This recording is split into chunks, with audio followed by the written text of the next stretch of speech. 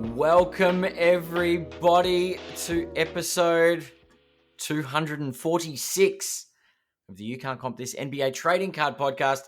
We're your hosts, Adam, Amy, and Russell Gibson. You've got a huge smile on your face there, Russell. I'm trying to look more presentable. Oh, nice. You happy about the start of the show? It hurt my face, actually.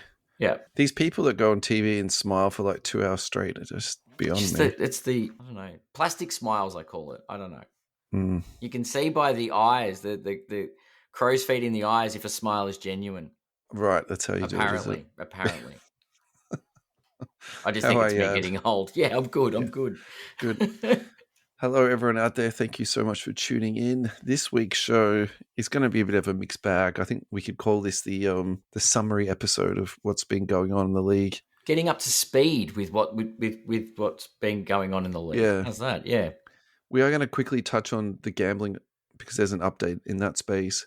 There's some crazy lawsuit between Panini and Wildcard. We're going to go over some questions that we ran out of time for the last question and answers episode. So thank you to everybody who did chip in for that. We had a fantastic time doing questions. Awesome. We're going to talk about Derek Queen because I'm currently obsessing over this guy at the moment and the Pelicans. Mm-hmm. So I'm going to spend a bit of time on that. And then there's also some news, sort of like news around Vijay Edgecombe, Jared McCain, Dylan Harper, Walker Kessler, Keontae George. So we're going to do a bit of sort of stuff like that too. Yeah. News around the league kind of thing. Yeah, sure. I think without too much much more further ado, let's just get straight into it. Yeah, this comes from Sports Cards Nonsense. They're now becoming a breaker of news of sorts, even too now. So they're on Sports Illustrated. So those guys are just absolutely killing it at the moment. Congratulations, Jesse and Mike. Panini weaponizing its dominance to choke off Wildcard's emergent trading card brand. Panini is leveraging its market power to coerce essential downstream distributors and essential upstream specialized manufacturers. So essentially, to spell that out a little bit further, Panini was contacting people that had accounts and also distribution companies to basically tell them we won't give you any more Panini product if you're purchasing or on selling the Wildcard stuff. So that was their strategy around that, to sort of, choke it down. Strong-arming them, yeah. And then the other one, which is the printing press. I mean, that one for me is a little bit of an interesting one because it's like you could imagine in some ways how that they could almost say, well, that's fine. We're happy to lose your business. You're leaving anyway, almost imminently. Yeah. And good luck finding another printing press at volume at such short notice when you're already under the pump in terms of, they had to be out by October. In terms of Panini's license, they weren't allowed to, keep making licensed NBA cards after that. So I think that's a really interesting one of almost like they're bluffing as opposed to like, genuinely threatening a company like that. Yep. Look, I think this story is going to go away very quickly because Panini is leaving us almost imminently. Yep. And I kind of get the feeling Panini could outspend them in court too. I couldn't imagine Wildcard has got as much equity in the bank as Panini have got. Probably, but I'll tell you what, like I don't understand with all that goes on, and I do understand to an extent, but it seems ridiculous that there's so much nonsense, and it's ironic, I guess, that this has been sports reported cards by nonsense, sports cards nonsense, but there is so much sports cards nonsense that goes on in the courts. Like, it's like, I'm going to take you to court. I'm going to stop you from doing this. And it's just, I don't know. Like, it's a very American thing to be litigious, though. Yeah, it's true. I don't understand the point of it. None of it's really in previous things. There's David Goliath stories. There's Panini versus Fanatics. There's Fanatics versus some other Fanatics joint in Australia. It's always just legal things, and nothing seems to be resulted or nothing major comes from it. So, I don't know. I get the feeling, though, that in terms of who's the dirtiest fighter between Panini and Fanatics, like Panini's a lightweight in that space. So I think if Wildcarders think they're getting a hard time off Panini, I think they really need to harden up just a little bit. Yeah. All I think is the only entity that's winning out of this is whoever the lawyers are. Yeah, the lawyers of both companies. They're going to get paid. Are going to get paid in a big way. Yeah, look, for sure. Wildcard sucks anyway, so I really hope that they do just go broke and go away. Like, seriously. They're not the best cards, let's be fair. What are we talking about here? All right, let's be fair. Gambling update. Look, I think these are going to be coming almost every week or every second week at this point. So we'll just do this really briefly. Well, it's This is Shams, from isn't it? from Shams and Yeah. ESPN. United States Congressional Committee is meeting with NBA officials on Wednesday in Washington, D.C. in wake of the indictments of Chauncey Billups, Terry Rozier, and Damon Jones. So what does that mean? It just means we're not going to get any more information, for weeks or if not months. I suspect that's what that probably tells us. Yeah, well, I'm gonna say that's probably the most interesting thing basketball wise that's happening in Washington, though. Sorry to I all watched the a bit of Wizards fans out the there. Wizards today. They weren't that bad, were they? No, they're definitely not on my league pass radar. That's for sure. Okay. Yeah. I mean, ironically for the Wizards, you got the Wizards in my head now. The Blazers, Yeah, they've been playing really well. They've strung a whole bunch of wins together since Billups has walked away. They're currently I wonder if 5-4, which just puts them in 7th in the West. So maybe the reason they've sucked is because they've their young ones have sucked as Billups was trying to get some results out of it. I don't think they were trying to win last year. No, I don't think anyone was gambling on them to win either. So I don't think it was a.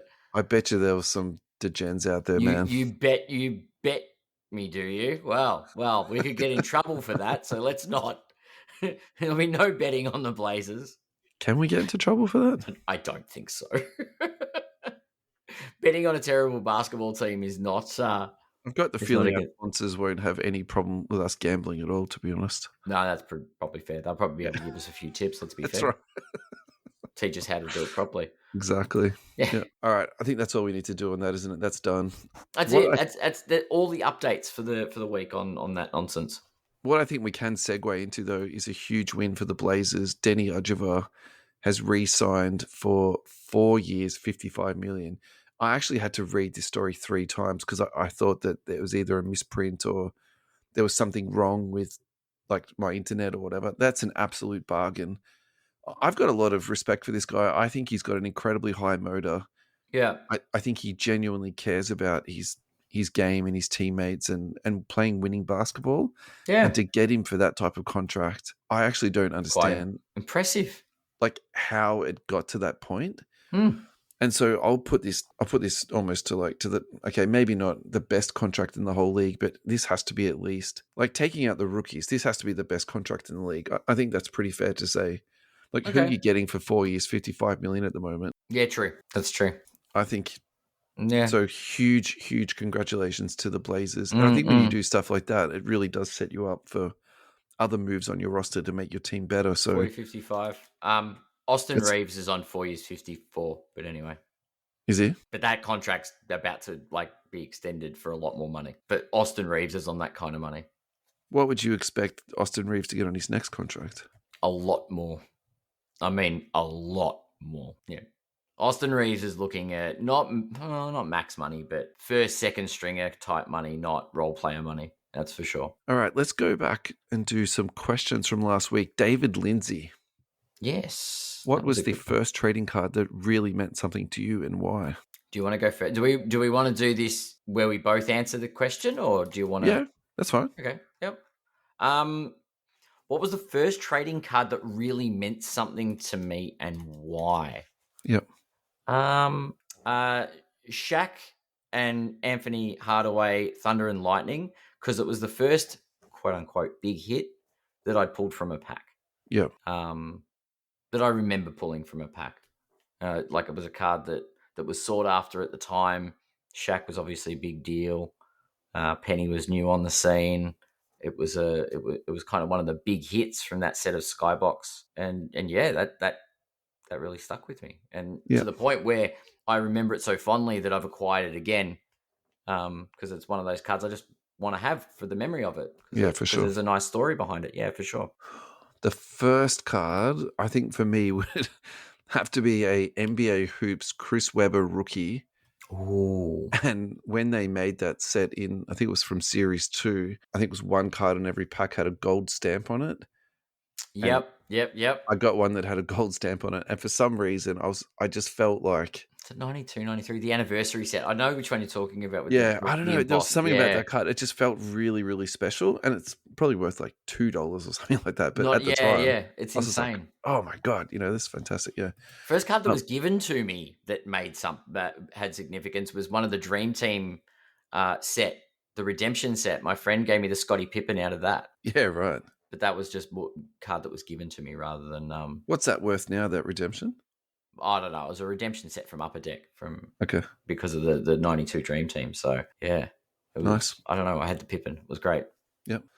Question 2: has grading made collecting feel more serious, less fun, or somewhere in between?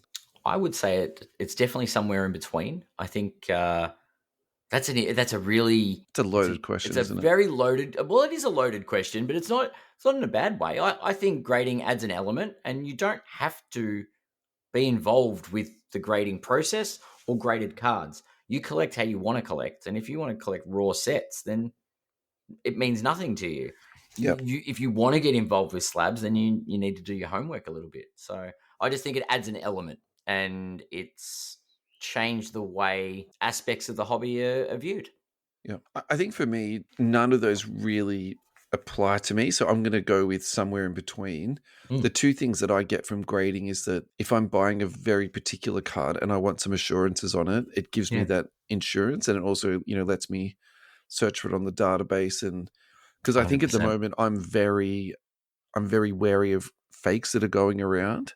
Oh, as you should be. And I also think too that in my opinion, the fakes are so good at the moment. I'm just waiting for that day for me to get stung. Yeah, So 100%. I kind of feel like in some ways I'd rather pay that little bit of extra money to get that sort of reassurances. And the second note I'll tack onto this is that my hit rate on PSA 10s from me subbing my own cards has been very, very poor.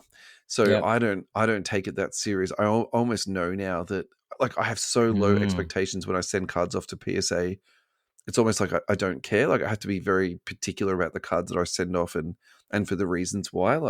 It's more about me getting my cards encapsulated as opposed to me doing it to flip on. That's how bad I am at picking cards to be sent off. So question number 3, if you lost your whole collection tomorrow, which single card would you miss the most? I know the answer to this straight away. I'll let you answer first, but this is easy for me, this one. There's one of my cards. I don't know which one of it. It'd be one of my top 10 Kobe's. Yep. Because they're practically irreplaceable. I don't know if it'd be. I always default to the Topps Chrome, but no, I think there's a. It's almost like the closing statements because I was at the game. That's probably my favorite. Yeah. But yeah, there's it's definitely one of my Kobe's or my Kobe's as a group. Great. I think I do have a Kobe auto, and actually I hadn't thought of that until you said it, so I will throw that into the mix. But the first card I thought of was a Bill Russell autograph that I've got. I just feel like not replaceable. Yeah, I just feel like it would just be even if I did get another one to replace it, it just wouldn't be the same. There's something about that card that I just really 100%. enjoy having in my collection. So sure. Last question, we're going to go for a break, man. Has collecting changed the way you enjoy watching the NBA? And if so, how? Not really. Part and parcel of it, not really. I guess a little bit to the point where when a player gets injured, I consider its impact to its hobby value. Just same way, I guess there's a prospecting element to things about keeping a finger on the pulse. But I just love the game of basketball anyway. So I don't think the collecting is directly impacted it. I think when a player goes down injured, if they're a superstar, that really the first thought is, oh my God, their hobby value, aside from how long they're going to be out and stuff. But and their well-being. Correct. Well, I mean, we already think about that, but as far as I'm just razzing you. Well, it depends who the player is, really. Anyway. Yeah. What about yourself? It definitely has, but I would actually preface this with that. I think where I really got into and what changed the way I looked at the NBA was fantasy. Because I was into fantasy before I got back into collecting. 100%. Does that make sense? Yeah. That makes a lot of sense to me. Yeah. And so I feel like I really started to follow some obscure players because they were just so important to my fantasy team. And I think in a lot of ways, actually, Darren Fox was... Really? I think I was into him, and then I think I started to pick him up in all of my fantasy teams, and then it sort of became this You know what I mean? Like I enjoyed watching him play, and then I got into my fantasy teams, and then he became Yeah, more yeah. PC. So it's all just sort of like rolled into one. But I think absolutely. I also say for myself too, I've never been somebody that has true fandom. Like you yourself, you're a Swan supporter and you're diehard, and you get upset when they lose. Whereas I've never had that sort of emotional attachment to sports teams. So I think this is Yeah, the yeah. So my this is love the of the first. Lakers, love of my AFL I don't have that. team. I don't have Yeah, that, and this is okay. the first time in my life I have experienced that. So, Like connected. Yeah. well, the reason I bring this up is because when Fox got traded, I really felt like the Kings were dead to me. So I was like, okay, right, this is the first person or the first thing that I'm sort of attached to in that sort of Yeah. emotional sort of sporting way. So yes, I think to answer his question in a very long-winded way, It the does. answer is yes. Well, it's interesting you mentioned fantasy. I think fantasy to segue slightly on the question. I think fantasy basketball has given me a newfound empathy for players I don't particularly like. So, 100%. Yeah. speaking of Carl Anthony Towns at this point, but Yeah. yeah, All right, let's go to a break and then we'll come back and we'll talk some Luka 101 LogoMan. US Sports Cards Australia, thank you so much for your ongoing love and support. Go to ussportscardsaustralia.com.au and there you'll find a whole range of products, breaks, sealed wax, protectable consumables for your cards, and also Ross's beloved pet project. I'm pretty sure he loves this more than his children at this point in time. His ComCA, which is a consignment service.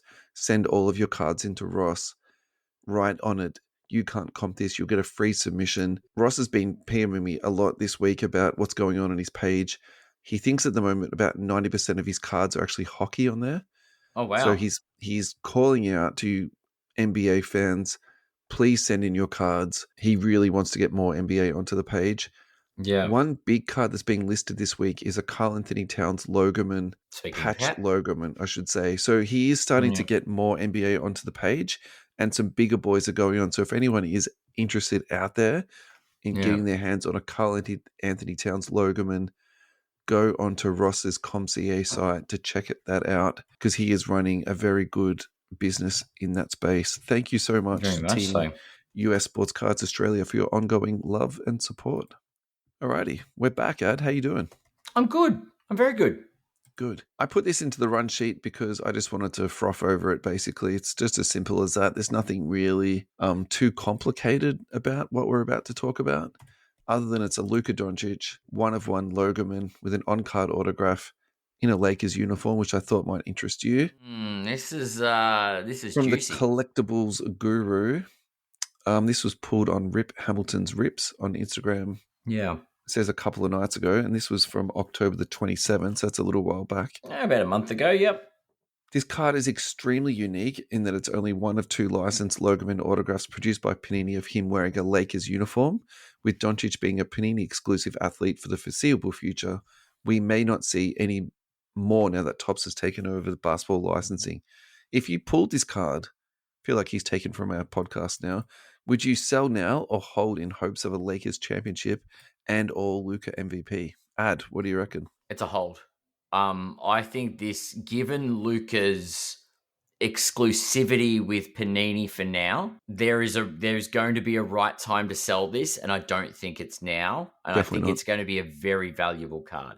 Yeah. It's like the first logo man of him in a Lakers uniform.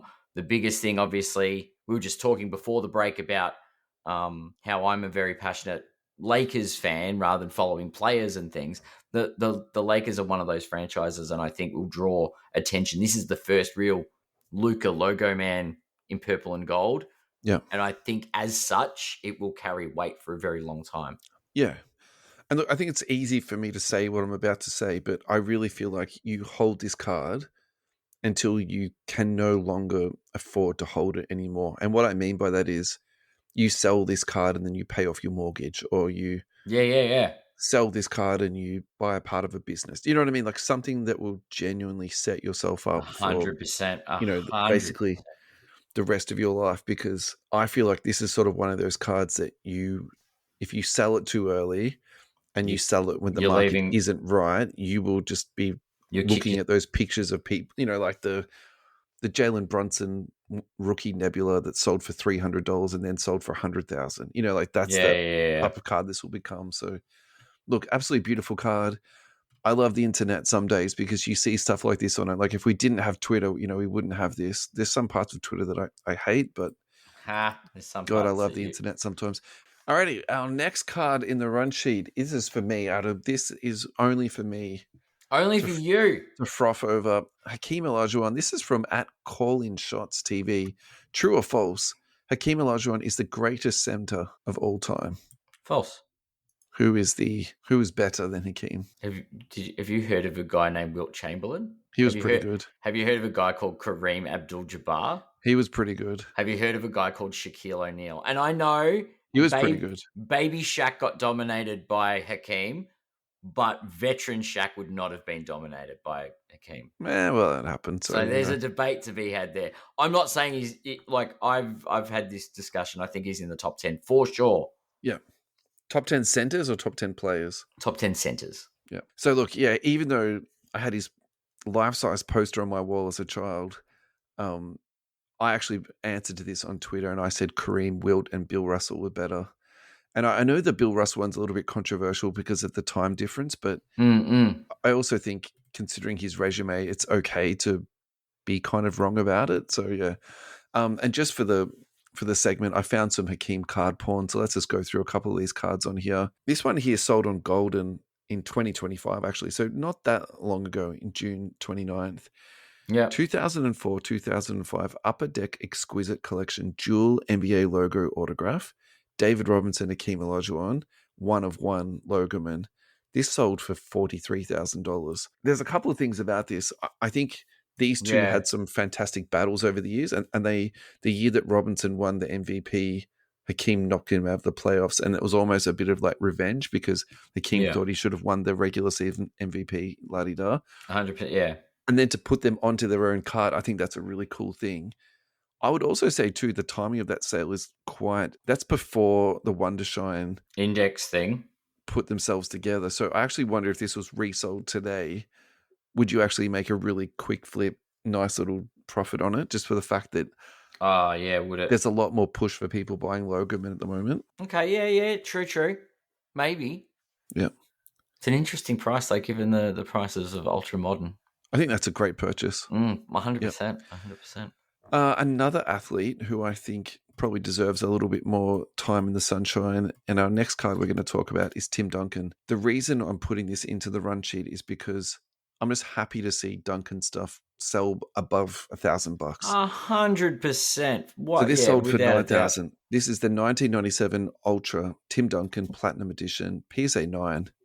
That's his rookie card. Duncan's rookie cards have been very up and down the last couple of years. Like after COVID, all the vintage stuff went up a lot, and then it's come back down since then. But actually, we're seeing a little bit of a resurgence in that space again. Yeah. And someone like Tim Duncan, I think he's probably the ultimate example of this, where the talent that he has and his hobby prices just they don't equate. Like his talent is far above his hobby prices. So I think like the example of this I think about is, and the most common example of this now is Shaquille O'Neal. I think for a really long time his cards were undervalued and you can pick them up, relatively cheap considering the resume that he has. But the last 12 months, Shaq stuff has really caught up. So I think this is maybe like a fun conversation for us to have one day at, like, who's the next veteran guy who's going to like pop next? Like, is it going to be Clyde Drexler? Is it going to be Charles Barkley? Is it going to be Tim Duncan? Is it going to be Bill Russell? You know what I mean? Like, there's a few guys out there that you can pick up this stuff, in my opinion. It's a bit less than maybe, what it should be. So, look, that's a really fun card. I think the artwork on it is pretty basic, but at the same time, too, I don't mind sometimes just cards that are, a little bit plain and, there's not a whole bunch of stuff going on. I think the design and the aesthetics of this card, works really well. So, yeah, for sure. Alrighty. I like it. I might just change the run sheet up a little bit because the next thing on the run sheet's Derek Queen, but I want to spend a bit more time with that. So that's all right. We've got a few minutes before the next break. Let's do something small and then let's do Vijay Edgecombe because I know you're really impressed with him. I have been early days. Yeah, I put up a clip of yours actually this week on socials of a previous show, and that did really well. So This is for you, actually, to be honest, mate. Vijay Edgecombe becomes the first guard in NBA history to average this stat line through the first 3 games: 25 points, 5 boards, 5 assists. He did that with 34 points, 7 boards, 3 assists, 15 That's points, 6 rebounds, 8 assists, and then 26 points, 4 rebounds, and 7 assists. Have you been watching much Philly the last couple of weeks? Have you seen I much more of his haven't. game? Yeah. I haven't seen a lot more of it. But it's I mean, the kid's special, very special, which is Yeah. good. It's nice to see someone sort of hit the ground running the way he has. Yeah, definitely. But 25, 5 and 5 is not something to turn your nose up against. And I think, hopefully the young fella can continue it. I think that it can be sustainable, maybe not at the level that he is currently doing it at. And we can probably segue into this next story too, just very quickly. Then we'll come back at Edgecombe because Jared McCain has come back now. So you would think he would at least get 10 shots per game, which is going to definitely bring his numbers back a little bit. Changes the balance a little bit. I think Maxi's numbers are going to come back a little bit. I would also say too, it probably takes even more pressure off Embiid. Yeah. I think the big factor there is Embiid will get the rest that he needs. Yeah. From the workload, and I think it'll be shared between the three of them.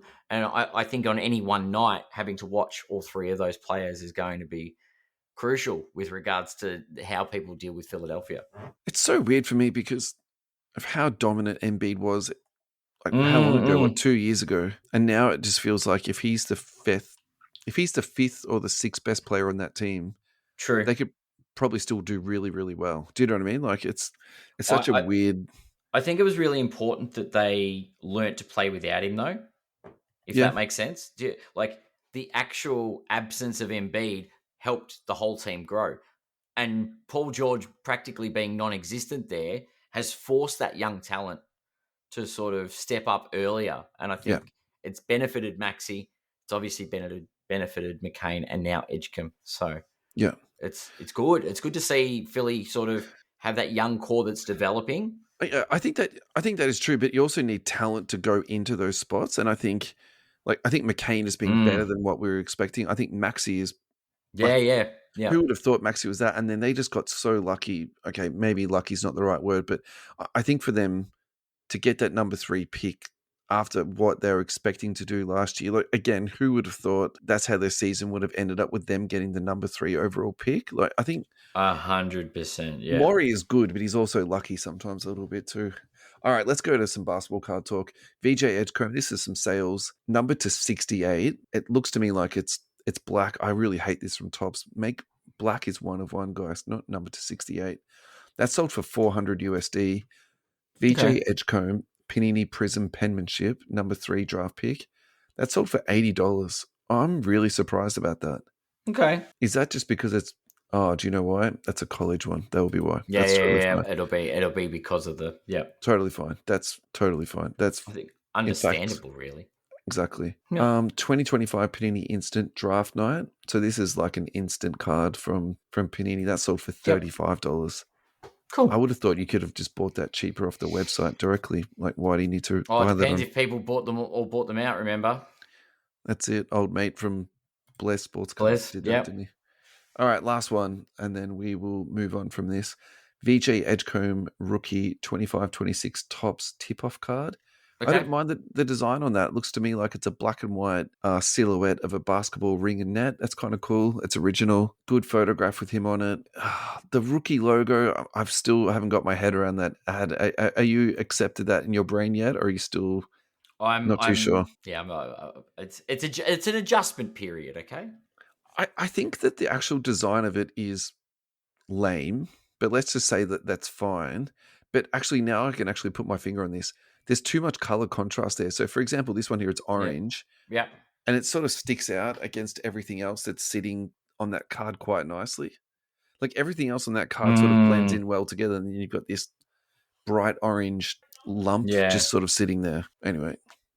All right, let's go to a break. Fast break trading cards. Thank you very much for your ongoing support. We really appreciate everything that you've done for us over a very long period of time. Fastbreaktradingcards.com is where you go to their website to get sports trading cards, Fanatics authentic memorabilia, grading, pre-order, Fanatics collect consignment and gift cards.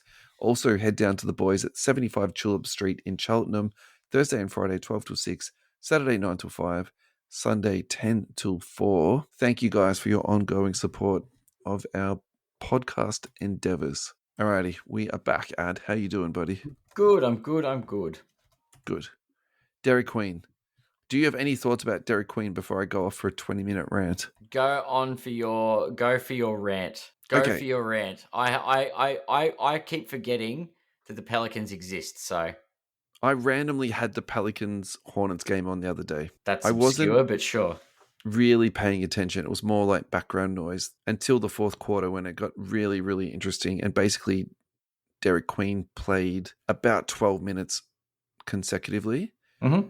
And his stat line was just insane. And he played, I don't think it's even fair to say that he played out of his mind, but he played he played 18 minutes in total for 12 points. He had 8 rebounds. He had 7 assists. He had 4 steals. He had 3 turnovers, but that's fine. He's a rookie. 5 out of 7 field goals. 66% from the free throw line, 3 fouls, and he was plus 13 in the minutes that he played. He just played a fantastic game. And I'm trying to think of who he plays like in terms of his game. And if you think about all the good things that Boogie Cousins used to do without all the nonsense and his behavioral stuff, I feel like that's a really complimentary way to talk about Derek Queen. Like that really big body. He can set really good screens. He's got a really good touch. Yep. And I also think his movement around the court is just really good. Like I probably think, in my opinion, the thing that's going to hold him back on this roster is the point guard play, because I think if you put him with a point guard that could run the pick and roll or the pick and pop, or whichever you want to talk to it about, he would be really, really effective. So, for example, if you put him with, okay, this is a bad example, but I'm going to go the easy way out with Chris Paul. Like those two guys would just like carve up teams, for 15, 20 minutes at a time, right? Yeah. If you put him with LaMelo Ball, I think those two would be fantastic together. Dylan Harper of the Spurs, he would be, great. Those two would just play fantastic together. Something like that. Like, I kind of look at this Pelicans roster, I'm like, I don't really see where that is, but that's okay. So that was the first thing. Like, he played, really, really well. I just want to revisit this of how he got to the Pelicans, though, because I really think that people are starting to talk about this online. Yeah. Just because of the Pelicans record. The Pelicans at the moment are the worst team in the West. And so generally when you're the worst team in the West, you would then get the top pick or the second pick or maybe the third pick, right? Yeah, so currently the Pels are 2-7. Trading up for Derek Queen, they traded away their own first round pick to Atlanta unprotected. And we have spoken about this on the pod. Yeah. Those things that you sort of like, you probably don't do this. Maybe I'm just talking about myself here. I'm really like fascinated by this and I'm thinking about it way more than what I should be. So that's what's happened there in that space. And then again, let's just revisit the actual trade. Yeah. The Pelicans were at pick number 23. They traded up to 13 to take Derek Queen. So they moved up 10 spots. The Hawks took Asia Newell and they also get the Pelicans pick unprotected next year. Like seriously, what an absolute home run. But in saying that, Derek Queen does look good. But would you trade away an unprotected pick in a draft that's allegedly supposed to be significantly better than this draft? So what they're saying is, like next year, there's going to be like five number 1 picks in the draft. That's how people are currently talking about it. Having it, I don't know. I really get stuck on this whole giving up something that for a pick. That said, they didn't know about this guy, but they've seen him play. Obviously, they wanted him. They better have. I mean, surely they've scouted him. Yeah, to give up what they gave. Yeah, but it's one of those. If you think you've spotted a diamond in the rough, yeah, and you are like, this guy could be our future.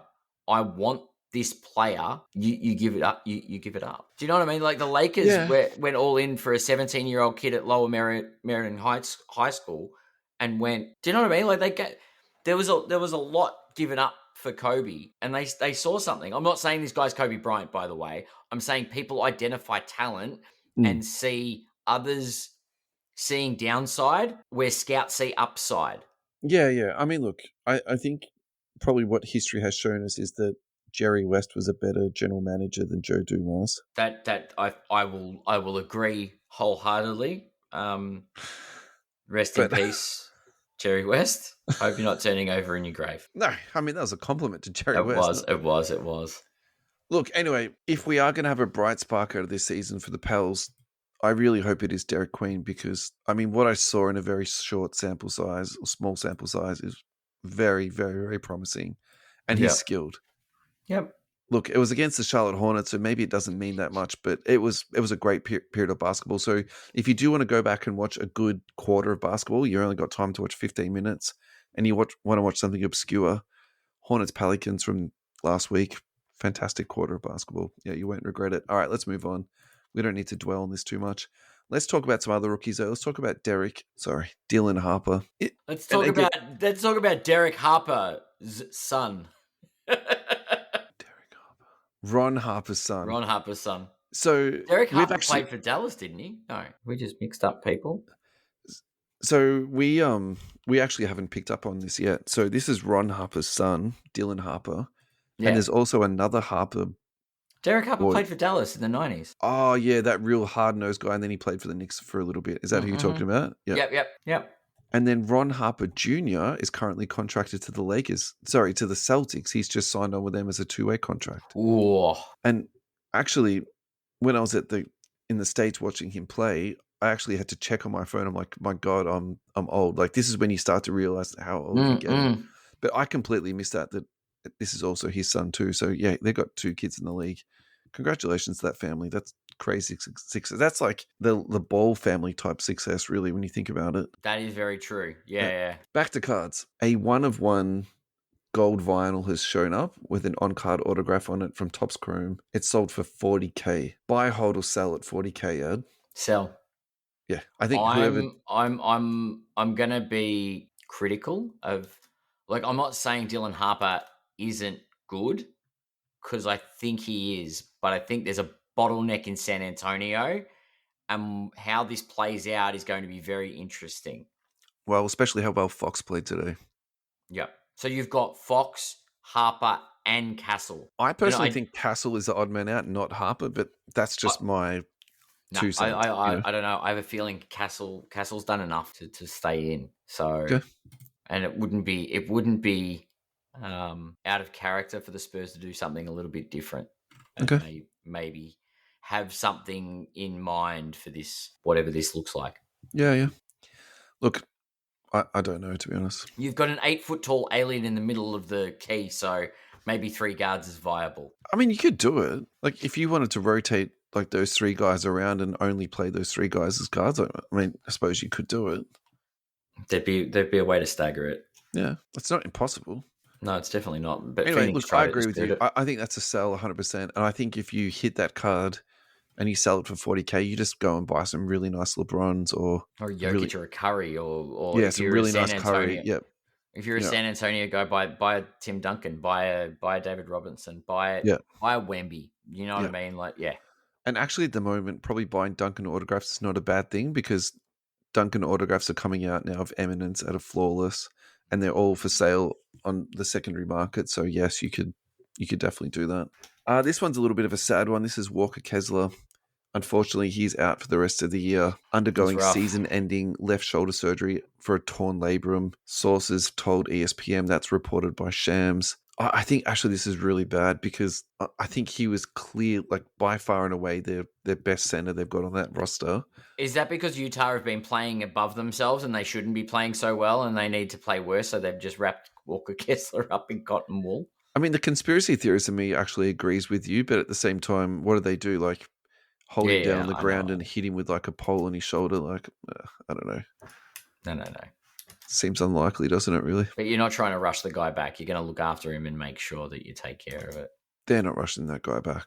No, definitely not. Keontae George sticking in the Jazz, with the Utah Jazz. 1-of-1 Nebula sale, PSA 9, sold for $16,537. Let's do this game again. Would you buy, hold, or sell this ad?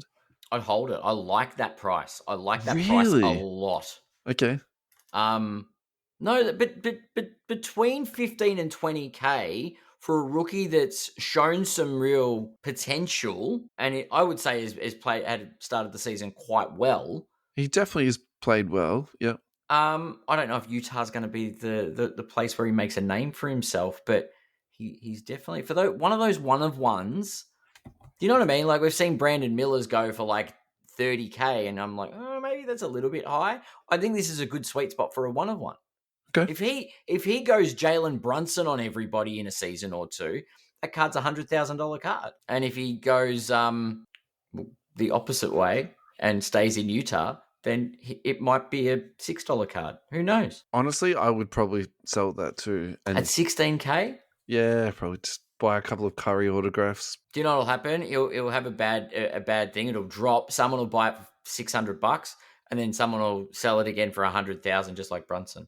This season, 22 points, 3.6 rebounds, 7.2 assists, only 27% from three, but I'm sure that will come good. Yeah, well, he's in my NBA fantasy. So you know all about it then. What's his free throw percentage then? He's been very good from the free throw line. That's all I know. Is that's 90%, nearly 91%. I've been winning my free throw stats. So thanks, Keontae. All right, we're gonna go for another break here, and then when we come back, we're gonna talk about the Nikola Jokic. We're gonna talk about some Curry manga sales, and we've also got a Jokic manga sale too. So nice. We've got stick around. Cleaning up the rest of the welcome to the season chatter. That's right. Yeah. Alrighty. Thank you very much to Neon Cards for your ongoing support. We really appreciate it. Go to www.neontradingcards.com. There you will find a whole bunch of breaks. Soccer, NBA, MLB, F1, AFL, NRL, WWE and UFC, Marvel, whatnot. They also have a reward system, sealed boxes, card services, and upcoming releases you can find out about there. They are on Whatnot. They also are a direct partner of Topps, so they're having all of the Topps basketball breaks listed through them. Also, new news for Neon Trading Cards this week. We can call this breaking news, Ad. What do you reckon? Good, yeah. Call it breaking news. That's quite ironic. But they are approved as one of the 3 breakers in Australia to be allowed to do repacks on Whatnot. So this is a huge win for fans of repacks and also fans of Neon Trading Cards. Check them out at neontradingcards.com. Thank you guys for your ongoing support. Adam, can you believe it? This is it. We're going into the last quarter now. Into the last quarter. I'm still in shock. We're already like 10 games into the NBA season. Like it's... Mate, it's nearly Christmas time. Don't get me started. It is. He's flying. All right. What's next on the docket? Actually, can we segue to something completely got nothing to do with basketball cards? Oh, sure. I'm currently watching the Kill Tony episode 741. Roseanne is on it, who is 70 plus years of age, and she is sharp as a tack and funny as anything. And Pauly Shore is on there. Do you remember? Pauly Shore? I know. Yeah. Like when we were kids, like watching all those crazy comedy movies, and he's still whacked out, that guy. So anyway, some things never change. Kill Tony episode 741, definitely worth a watch, but not you kids at home. If you're under 18, it's got too many bad words. Bad words for sure. Yes. All right, back to basketball cards. This is from Chris _Hoge, and he's literally just flexing his own PC here. And if I was him, I'd be flexing that too. That's a one of one. I'd probably be flexing it on my way to the bank, though, to put it into a safety deposit box. Fair. Immaculate Collection, one of one, Logomen, on-card autograph from 2017. Not quite rookie year, but close enough. Close enough. What do you think that would get in a sale? I think that's the fun part to speculate on now, isn't it? 2017 Panini. It's a one of one Logoman. Is that a? Am I insane to say that's a $500,000 card? No, I don't think it's insane. I mean, the way that high end stuff is traveling at the moment, it's definitely not insane. I don't think it's Wondershine material though. You don't think it's Wondershine material? Okay. I don't think so because is that the first Logoman of Jokic? I'm just reading through this now. There was one in 15-16. Okay. So there is. Sorry, so there's been a couple of other. It's like the third, third because of the second round pick. Okay. Like I say, this is not Wondershine just for the fact that it's not his rookie card, and also as much as I personally respect and love Jokic, I don't think the Wonder Shine is trying to get people that I love and respect. All they want is like Jordan, Kobe, Steph Curry. Do you know what I mean? Yeah, okay, yeah, for sure. So I personally think this is around 200K. Maybe one day it does go up to 500. I mean, who knows? But Yeah. because it's not rookie, it's PSA 8, I don't think it's got that huge sort of value attached to it. Yeah. Yeah. Now this next one here is from Backyard Breaks. Old mate has come back from rehab. It's good to see him back in the mix. He is talking about basically what he's trying to do here. He's trying to pump up Prism Black in a really like roundabout way, and the price on Prism Black has gone up on the resale market. So if you are holding Prism Black, probably check the prices on that at the moment. Sealed, I should say. If you're holding Prism Black sealed, you should check the prices on that. Why is this significant? Because it just sold for $43,000. And so, Yeah. I think the real question for me is that the right time to sell this at 43K, particularly for a PSA 10? Or is this going to be the last big case hit that we get from Panini? In my opinion, it's an absolute banger. I think they've done a really good job with this. I think this card will age well. I think this is going to do very well long term. I think it will. In fact, will and we can probably segue into the next card onto this. Going back to the Joker. So back to Jokic again. 2024 Prism Black, Nikola Jokic manga, PSA 10. That's sold for 20K. That's a buy. I personally think at that price, whoever sold it at that, they're going to look back on that with a little bit of regret. Because also too, at that price at 20K, you then have to pay your eBay fees. Like, would you have just been better off going to a card show and trying to get 20K cash out of someone for that? Like, you can't tell me. Yep. It's certainly going to be very different terrain navigating the handover period between Panini and Topps and what insert sets hold value and things. But I think these manga cards are the real deal. So, yeah. I think this is how people are going to remember Panini's last set as, because I think that Panini tried to make Flawless and Eminence their last two sets, but I think ultimately at the end of the day, Prism Black will be. And manga, or I think specifically Manga Ad, I think this is what people are going to remember from Panini as their last hurrah. Yeah. Yeah. Anyway, fantastic cards. I'm sure Topps will rip it off at some point. Probably. Alrighty, let's go back to Wemby, our alien, the Rookie of the Year. This is a 2023 Topps now Victor Wembanyama Rookie of the Year Gold 1 of 1 autograph card with the custom inscription on it of Rookie of the Year. It sold for $48,000 via Goldens on the 1st of November, so very, very recently. It sold for $48,000. So let's just comp this out, Ad. We've got the manga at 43, we've got the Jokic at 20, and then we've got this Wemby card at 48. What do you think is the best buy out of all of these? I think the Wemby. It's a 1 of 1, isn't it? Yeah, it's a 1 of 1. Yep. It's a 1 of 1. I'll take the 1 of 1. If Wemby works out how everyone's watching Wemby work out at the moment, even though he's dropped a little bit over the last couple of games and proven to be human. He is one of the top 10 players in the league very clearly. Yeah. And if he stays healthy, he's going to overshadow this league quite literally. So I think the 1 of 1 Rookie of the Year card wins it in these. Not to say that the mangas don't go up, but this is a 1 of 1. Is this Wonder Shine material? I don't think it's Wonder Shine, but okay. I agree with your take. And actually, I want to tack on sort of a hot take onto this. Do you think that Wemby rookie cards, so at the moment, Panini is considered to be like the real Wemby rookie cards, but do you think moving forward, actually Topps is going to be considered the Wemby rookie cards? And you know how we had that transition from Jordan Fleer to Jordan Star, and then all that value sort of shifted across? I think that's going to be my hot take. I actually think now that I'm like the dust is settling a little bit, we can already start to see Panini in our review mirror a tiny bit already. Topps has taken over, so we're all starting to jump on board and, go down on Topps and all that type of stuff. Like when I look at this now, I don't see this as like an unlicensed card. I see it as the writing is written on the card, which is the Rookie of the Year with the inscription on it. And then that hideous orange logo is like, rearing its head again. The hideous orange logo is going to be a thing. Maybe they'll make it go black and white. Maybe they'll grayscale it at some point. I wonder if it's one of those things where they like are so stubborn about stuff they will just like That's leave it. just it. They're going to leave it. It's going to be their legacy of the next 20 years. Mm-hmm. Look, I think you're right. I think that probably is the buy, isn't it? Yeah, that has to be the buy of the three. And it's purely on the fact that it's a 1 of 1. Yeah. All right, let's just do these next two really quickly because there's one after this I wanted to talk to you about. Cool. Wemby Gold Kaboom, so that's numbered to 10. BGS 9.5. No idea why the hell you would send this to BGS. That sold for $176,000 again via Golden. Look, I think if you've got that much money to spend, that's totally fine.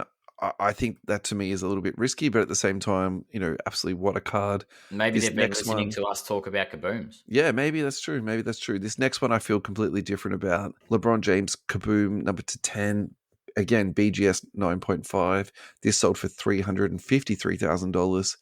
Adam, where are you at with this one? This is a beautiful card. I wish the LeBron was in a purple or a black uniform. That's all. Okay. Do you know what I mean? Like, I wish... The black would really reflect and contrast off that gold. Yeah, 100%. Yeah. Or the purple, so it's purple and gold. You know what I mean? Like, like having the yellow on yellow is, bit unfortunate, but it's a very pretty card. $350K. Again, they've gone to BGS. Maybe it's the turnaround times. I don't know. I reckon they're trying to get a black label. And also the grading cost. Like, imagine the upcharge on something like that. Yeah, true. Right. This is what I wanted to talk to you about.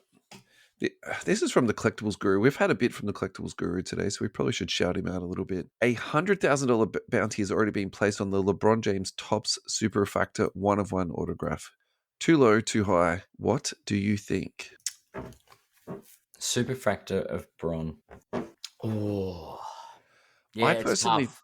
Yeah. So looking at the cards we've just looked at, for example, the LeBron Kaboom, the Wemby 1 of 1 rookie card, and to a lesser degree, the Curry manga sale for $43K, I think $100,000 is a good place to start, but I think you'd be able to get more money from it from somewhere else. This is an autograph. I don't know because LeBron hasn't signed in so long. Yeah. The one that's in the picture is to 10, but the person is putting the bounty on the 1 of 1. Just to quickly clarify that. That's how I think. But it's the 1 of 1. What's the coloring on the 1 of 1? Because the gold, the number tend to be gold, wouldn't it? I think it would be like the Dylan Harper one that we looked at earlier in the show, man. That sort of that gold super refractor. Okay, yeah, I think $100K bounty on it. I think it'll go for more personally. I think the bounty's too low. Yeah, definitely. And I would set it. 150 to 200 bounty. If someone wants to turn that money around quick, that's fine. That's an investment card because this could be LeBron's last season. Yeah, tough one, and it's an autograph. So yeah, for sure, too low. Definitely not too high. I think we got time to do 2 more things today. Cool. Let's do it. Let's do Paulo Banchero because I hate this story, but I think it's good to talk about things you hate. And then why don't we do something to close? So I'll let you pick the something to close out of the list. All right. We'll go on to Paolo first. This is from Kirk Goldsberry. This is Kirk Goldberry's analysis, and I respect him a lot. So I think it's good to listen to smart people, right? I'm going to raise the red flag over Paulo Banchero Island. This is such a key moment for him, and I hesitate to admit this, but at times he reminds me of Josh Smith. So that's the left-handed guy from the Atlanta Hawks. Came out of high school, lots of talent. Was a good NBA player, but not fantastic. He's made just 5 of his 27 jump shots this year, and I'm not cherry picking. I love Paulo. He's a huge part of the future of American basketball, but last season among the 62 most active jump shooters in the NBA, he ranked 60th in efficiency. He has a jump shooting problem, and as the team's most active scorer, that's an issue. Some of the advanced numbers aren't trending in the right direction, and this start to the season has cemented in my mind he might not be improving at this key phase of his career. I love it. I don't love it. This is the year that we wanted Banchero to... This is his rocket year. But I think sometimes it could be accurate. There's no doubt. Like, you can't doubt that man. He's literally a walking encyclopedia of basketball statistics. Sure, but at the start of last season, and I'm going to go in. I'm going to go into bat for Paolo. At the beginning of last season, everyone had Cade Cunningham written off. Yep. And if we're going to talk early season overreactions, they still had Cade written off. And there was a point where that switch flipped, and Cade got himself to like an all-star level performer. So Paolo, I mean, I'm sure you're an avid listener of the show. Pick your game up, mate, and turn it around. That's It's fine. time. It's time to flip the switch. I think I've definitely cooled off on him the last couple of months. For But I sure. think that really spells Accentuates it it out more. in a very vivid sort of description. Well, it puts a spotlight on it, doesn't it? Looking at his sale prices, he last sold for $323. The population on that's sub 1,000 at 893. It's not terrible. The growth on that in the last month is minus 17%. So I personally think that actually reflects a lot what was just basically said. So look, I think it's too early to give up, but I would definitely feel like you might be able to save even more money if you're looking to pick up one of these if you just hold on just a little bit longer. All right, man. What have you got to close? I thought I'd have some fun to close, and because we don't have a Kobe or a Jordan, We don't. I've also, and I do apologize. I'll do something else to round it off. But I wanted to bring this story up because I don't know, it's another bad news story. Labubu trading cards have arrived. Is this what we're closing the show with? No, I've got a card for the close, but it's the last little. I want to touch on this and be done with it. Sure, do it. Labubu trading cards have arrived. That's right. Topps Chrome Labubu trading cards are available. I'm showing everybody that's watching on YouTube the cards. So I think the easy question of this is, would you buy it? Hell no. Yeah. I wouldn't. But So- if you all right, but say I don't know, are your children too young for collecting Labubus? They know what they are, and they've asked me to buy them some, and I've told them categorically no. Okay. So I'm thinking that some of the Labubu parents out there that do have dipped their toes in the collecting world may invest in a little bit of this, so that there are trading cards that they can sort of draw a parallel, a bridge with their children. Yeah, it's a real funny one. I think the timing on this is bad because from what I know, my very limited knowledge is that the market has dropped off. It's lot. definitely yeah. And then probably to parallel this really nicely. So apparently Funko is closing down. Yeah, it makes sense. Like they can't sustain. No, you can't. You can't print everything and have a sustainable business model. So I think Topps have thrown a couple of bucks at this just to jump on the bandwagon, and I don't think they're losing money over it that is going to impact their long-term sales. No, that's all it's I not can going say. to shut them down. Look, to be honest with you, I'm not interested in this at all. But actually, I think this is good for the hobby because this is how you get. Well, this might be the. Remember how we were talking about at the beginning of the episode? The listener question, very, very, very simple. From David asking, what was that first hobby memory? That first card.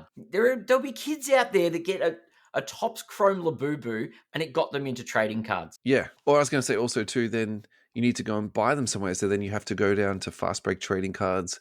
You go in looking for Labubu, and then you come out with a box of baseball. You come out with a box of basketball at the same time. Like, I kind of feel like that is the. Do you log on to Neon Trading Cards? Are they going to be running Labubu breaks? I asked them if they were doing Labubu breaks. They said no. So no. I tried to thread in our sponsors in this space, but I couldn't do Neon, unfortunately. What percent? We'll have to ask Ross what percentage. Do you mean Ross at US Sports Cards Australia? That's correct. We'll have to ask what percentage of the of those cards for sale, those singles for sale, are Labubu.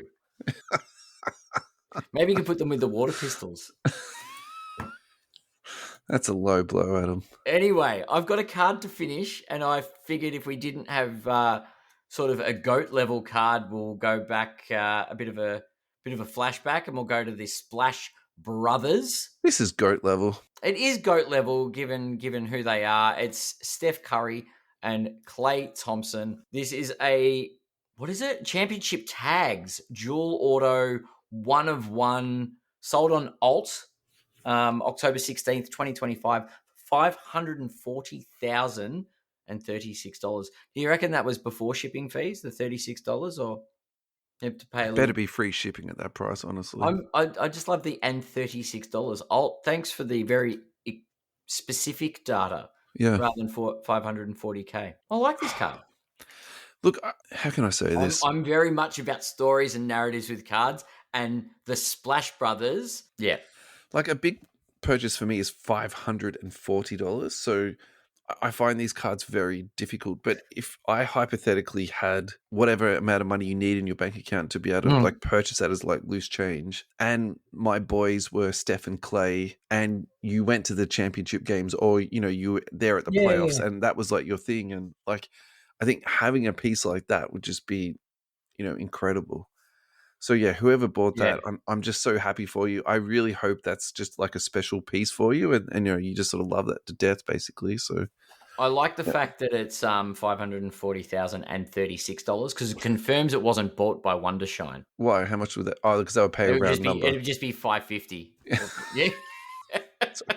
They're not worried about an extra $10,000, are they? The story behind this card gives me would you think that something like this would belong at a Wondershine exhibit? And I think historically, there's an argument to be made that it is Wondershine worthy. I've been to the Hall of Fame in America, and this would be the best piece that would be there. Yeah, that's been a little bit mean, actually. But this is history, right? These two, that's right. It belongs in that sort of chamber it's basketball history. Yeah. Championship tags too. Anyway. All right. On that note, thank you to all of our listeners. Thank you to you, Adam. Thank you to our friends in Canada, America, Philippines, Indonesia, Australia, New Zealand. Yeah. Everybody Central Coast Radio for your checking support. us out. Yeah. Everyone's been checking us out on YouTube. Socials have been popping lately. The loyal listeners on Central Coast Radio, and everybody that downloads us on all of the usual podcast platforms. Actually, there is something we can spruik. We now have the ability for people to purchase. Support the show, I think. Support the show is a way to say it. Yep. Yeah. So if you're looking for the link to, if you would like to make a payment or donation, whichever way you would like to say it, you just click on the podcast body, and in the description, it just says support the show. You click on that, it'll take you to a payment link. You can give as little or as much as you deem worthy. The payment is done by Buzzsprout. So if you go to a link other than Buzzsprout, you've probably been hacked. But as long as you're going to Buzzsprout, it will do it. You can do Google Pay, Visa card, all that type of stuff. So we need to work on our sales pitch a little bit better on that, don't we, Ed? So it's something we've only just set up. Bear with us. There's no need to throw us any cash if you don't want to, but any support would be greatly appreciated. That's it. And help us produce the content we do every week. That's it, and go on some card-filled benders, Ad. Yes, and go and ask the hard-hitting questions at card shows. That's it. All right. Thanks, guys. Thanks for another great show. We'll see you next week.